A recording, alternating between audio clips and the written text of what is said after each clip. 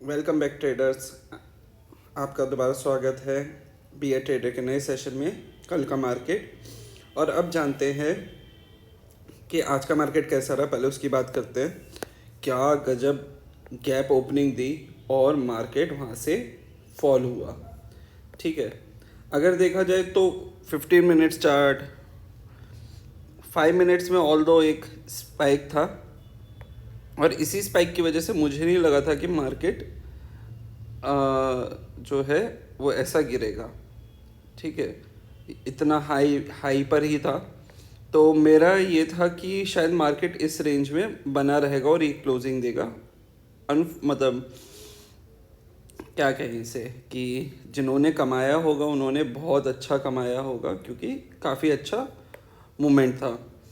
और अब देखते हैं कि अब कैसे ये रिएक्ट कर सकता है। ये मैं 5 मिनट की कैंडल पे देख रहा था, इसे हम हायर टाइम फ्रेम पे देखते हैं। सबसे पहले इसका हम डेली का व्यू देखते हैं। और तो ये मैंने जो बना रखा है इसको पहले करते हैं हाइड। ठीक है, इसको हाइड कर दिया और अभी भी हम अपने बड़े व्यू की तरफ ही है। पहली चीज़ मेरे लिए ये रहेगा कि मार्केट अगर फॉल भी कर रहा है तो यहाँ पे आके कैसे रिएक्ट कर रहे हैं, जो इसका 1:1 का करेक्शन है मार्केट के लिए। जो 16,201 मतलब जहाँ पे ये प्रीवियस वो था 212 का, ये एक बहुत क्रूशल लेवल रहने वाला है। अगर इसको तोड़ता है तो मार्केट फर्दर नीचे बहुत जा सकता है, पर मुझे नहीं लगता वो इतना इजीली जाएगा। तो बेस्ट ट्रेड क्या हो सकता है पोजीशनल के हिसाब से कि 16,200 का लेवल आप शॉर्ट करके रख सकते हैं और 17,000 का तो एक रेजिस्टेंस है ही। तो ये जो दो लेवल रहेंगे ये बहुत इम्पोर्टेंट लेवल है मार्केट के लिए। तो ये हो सकता है, वरना अगर आपको और क्लैरिटी चाहिए और अग्रेसिव जाना है तो मार्केट कहाँ खुल रहा है कल, ये इम्पोर्टेंट है। ये पोजिशनल व्यू था, पर अगर मार्केट कल, एक मैंने ये बना के रखा हुआ है, मैं दिखाता हूँ। ये पैटर्न के हिसाब से ऑल्दो ये प्रॉपर पैटर्न नहीं है, पर मुझे ये है कि मार्केट कहीं ना कहीं इस लेवल पे आएगा और यहाँ से बाउंस बैक कर सकता है। तो ये लेवल बहुत इम्पोर्टेंट लेवल हो सकता है, क्योंकि ये इसके रिट्रेसमेंट का भी है प्लस इसका भी है। तो तो ये जो लेवल है इसको मैं मार्क कर देता हूँ।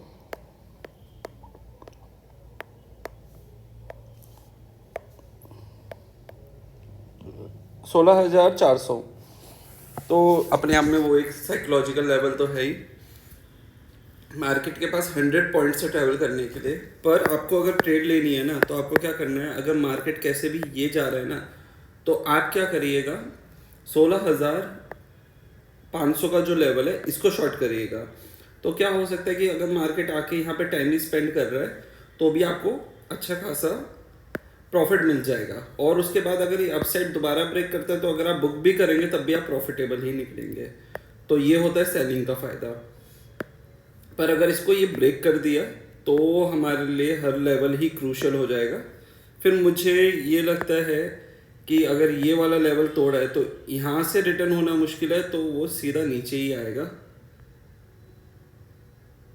और यहाँ पे भी कोई अच्छा खासा, ये एक लेवल अच्छा खासा है तो वो भी हो सकता है।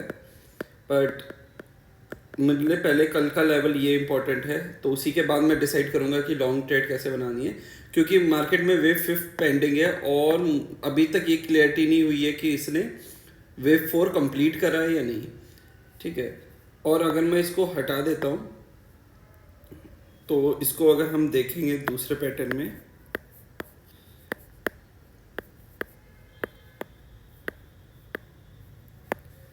तो इसको मैं करता हूँ ABCD और कहीं ना कहीं E।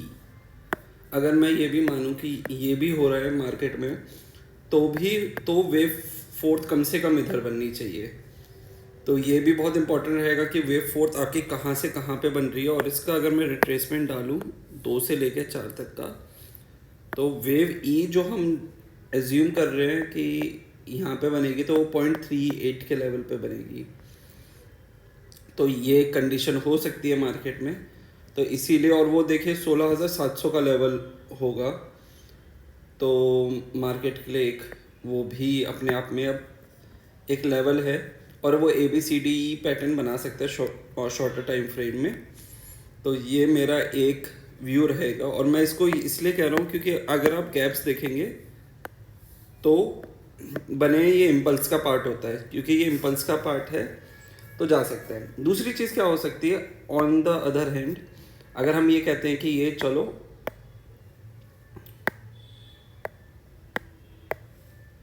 कि अगर मार्केट टर्न हो रहा है, ठीक है, मार्केट टर्न कैसे होगा, मार्केट को डब्ल्यू पैटर्न जैसा बनाना पड़ेगा। मार्केट फॉल हुआ, मार्केट ऊपर आया, मार्केट अभी यहाँ है, ठीक है, मैं कह रहा हूँ मार्केट इधर जाके अगर इधर भी आ रहा है एक कंडीशन, तो उसके बाद वो अप ट्रेंड चालू करेगा। अदरवाइज क्या हो सकता है कि अगर मार्केट को ऊपर जाना है तो उसको कम से कम यहाँ पे कहीं ना कहीं एक पॉजिटिव डायरेक्शन दिखाना पड़ेगा। तो उसमें क्या है कि उसके लिए कहीं ना कहीं RSI पे डाइवर्जेंस दिखना चाहिए, ठीक है। तो वो डाइवर्जेंस अभी तक मेरे लिए लैकिंग है। जब तक वो डाइवर्जेंस नहीं दिखेगा तब तक क्लैरिटी नहीं होगी कि मार्केट अभी अप ट्रेंड में है। पर अगर वो ये लेवल 16,746 का तोड़ता है तो कहीं ना कहीं मार्केट में फिर एक ये बनेगा कि हाँ मार्केट थोड़ा सा पॉजिटिव साइड जा सकता है लॉन्ग रन में। पर जब तक 17,000 ये कहीं ना कहीं बहुत इंपॉर्टेंट लेवल है हमारा, उसको तो उससे कहीं ना कहीं डिफेंड करना ही पड़ेगा अच्छे से बायर्स को। वो ऊपर जाए, टाइम स्पेंड करे, फिर ऊपर जाए, तो वो क्या होगा, प्योर इम्पल्स का पार्ट होगा। तो मार्केट में फिर इसका मतलब ये हो जाएगा कि हाँ बुलिश ट्रेंड आ गया है। तो तब तक तो जब तक वो नहीं हो रहा है तब तक मैं थोड़ा सा यही है कि हाँ मार्केट थोड़ा करेक्ट करने ऊपर जा सकता है, फिर नीचे गिरेगा। तो ये मेरा निफ्टी का व्यू है। बैंक निफ्टी अगर आप देखोगे आज उसने बहुत अच्छा फॉल दिया, और मैं पहले भी बोला है कि बैंक निफ्टी में कहीं ना कहीं उसकी रिट्रेसमेंट पेंडिंग है। तो मेरा यही है कि bank Nifty is a easy trade अगर कंपैरेटिवली देखा जाए। अगर बैंक निफ्टी इसके नीचे आता है तो आप शॉर्ट हो सकते हैं ईजीली, आपको एक टारगेट मिल सकता है। पर थोड़ा डाइवर्जेंस का ध्यान रखिएगा। डाइवर्जेंस ऐसा कि अब मार्केट अगर आप देखेंगे फ्लैट लेवल पर RSI अप ट्रेंड में है, तो ये कहीं ना कहीं एक डाइवर्जेंस का हिस्सा है। हो सकता है कि मार्केट कल यहाँ तक जाए फिर नीचे आए, तो ज़रूरी नहीं आपको बहुत एक अच्छा ट्रेड मिलेगा। पर हाँ अगर वो ऊपर जाता है तो फिर थोड़ा सा पुल बैक के चांसेस हो जाएगा। और अगर मैं इसको थोड़ा और लार्ज फ्रेम में देखने की कोशिश करूँ तो सेम ही कंडीशन है मार्केट में। कहीं ना कहीं एक स्ट्रांगनेस है, प्राइस फॉल है, पर RSI कहीं ना कहीं पॉजिटिव है। तो जब वो डाइवर्जेंस, मैं जो ये कह रहा था कि डाइवर्जेंस दिखना चाहिए, वो यही एक डाइवर्जेंस के तरीके से 0.618 लेवल के पास भी है, अच्छा खासा सपोर्ट एरिया भी है। तो मार्केट जो है हो सकता है कि यहाँ से एकदम ज़रूरी नहीं 32,000 पे आए, बट हाँ करेक्ट करने के लिए ऊपर जा सकता है अभी के लिए मेरे लिए। वरना ये भी हो सकता है कि वो कल एक इन बिटवीन या डोजी कैंडल बना दे, क्योंकि आज बहुत बड़ा मोमेंटम हुआ है। पर अगर वो नीचे क्रॉस करता है तो आप बाय करिएगा, सेल से बेटर आपको अपॉर्चुनिटी मिलेगी, ठीक है। बट अगर आप शॉर्ट करेंगे तो सेफर ट्रेड है, तो सेफ्टी और ये जो है वो आप देख के लीजिए, क्योंकि ये जो वीडियोस है एजुकेशनल पर्पस के लिए कि कैसे इलियट पे हम ट्रेड लेते हैं। तो यह निफ्टी बैंक निफ्टी। अब देखते हैं कुछ स्टॉक्स।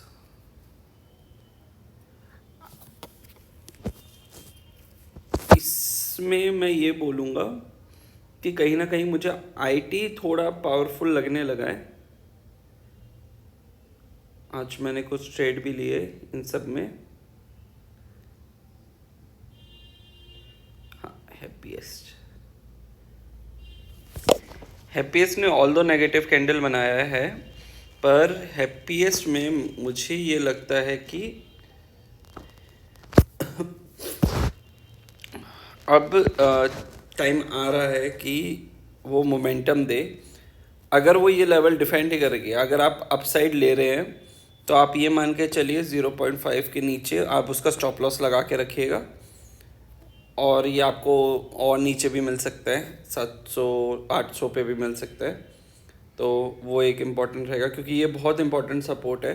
जब तक ये ब्रेक ना करे तब तक आप टेंशन मत लीजिए, मतलब एक क्लोजिंग होनी चाहिए इसके नीचे। अगर ये आपको मिल गया तो अच्छा है, क्योंकि मुझे ये लग रहा है कि अब ये टाइम में ऊपर की तरफ मूव देगा। और मैं दिखाता हूँ जिसके लिए मुझे वो लग रहा है कि हाँ, कि मार्केट में एक करेक्शन पेंडिंग है, वो है ये टाटा मोटर्स को देख के लग रहा है कि अगर 1 2 3 के हिसाब से हम काउंट करें तो एक इम्पल्स वे बची हुई है 5th की, और उसके बाद फिर करेक्शन चालू होगा। तो इतना ये ज़रूरी नहीं है कि पूरी उतनी लंबी वेव बने या जो भी है ना। तो हो सकता है कि मार्केट में जो करेक्शन आए और मार्केट जो भी फॉलो करे, तो मार्केट मुझे लगता है कि नीचे एक बार आएगा टाटा मोटर्स में, फिर अप ट्रेंड चालू करेगा, क्योंकि ये कुछ जो लार्ज कैप स्टॉक्स है ना, ये इंडेक्सेस बताते हैं। तो ये बहुत इंपॉर्टेंट हो जाता है कि आप लार्ज कैप को कैसे रीड कर रहे हो, और उस हिसाब से आपका ट्रेंड पता लगेगा। और मेरे लिए अभी भी यही है कि हाँ, एक रिट्रेसमेंट पेंडिंग है। अगर 1 2 3 4 5 मार्केट को बनाना है और एक पॉजिटिव डाइवर्जेंस देना पड़ेगा उसको, तभी मेरे लिए एक अच्छे ट्रेड मिलेंगे। अदरवाइज तो जो भी है। और अगर आपने अब तक अपना पैसा होल्ड करके रखा है ना, तो होल्ड करके रखिए, क्योंकि अब मार्केट में टाइम आ गया है कि थोड़े चेंजेस आएंगे, मार्केट में पॉजिटिविटी आएगी। तो ये रहेगा। और अगर आपको टाटा मोटर्स करना है तो कल अगर इसके नीचे जाए तो आप सेल मार सकते हैं, आपको टाटा मोटर्स 400 के आसपास मिल जाएगा इजीली, तो आपको अच्छा खासा उसमें प्रॉफिट हो जाएगा। और भी अभी जैसे क्लीन साइंसेज और ये सब है, ये कहीं ना कहीं एक मोमेंटम तो दिखा रहे हैं, बट एक बार इनको रिट्रेस होने दीजिए, फिर इनमें बाइंग अपॉर्चुनिटी है। तो क्या होगा कि उससे इनका कंप्लीट हो जाएगा कि हाँ, करेक्शन पूरा हो गया है। तो जब करेक्शन पूरा हो जाएगा तभी ये इम्पोर्टेंट रहेगा कि हम उसमें बाइंग अपॉर्चुनिटी देखें। जब वो इधर आएगा और जब इसको ब्रेक करेगा, तब आपको एक अच्छा लॉन्ग पोजीशन मिल सकता है क्लीन साइंसेज या बाकी। उसमें एक इंटरेस्टिंग स्टॉक जो हमने दिया था कुछ टाइम पहले,